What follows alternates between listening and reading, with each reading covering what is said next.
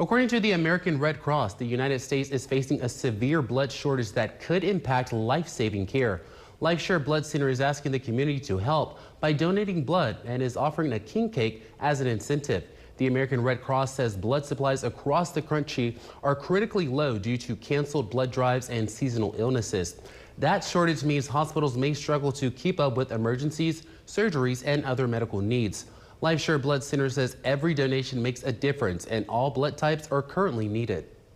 With accidents happening, and I just have one question for you.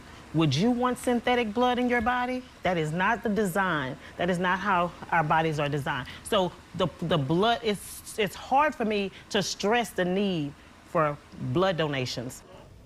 To encourage more donors, LifeShare Blood Center is offering a king cake to anyone who donates. Officials say healthy adults are encouraged to stop by, donate blood, and help support patients in local hospitals and across the region.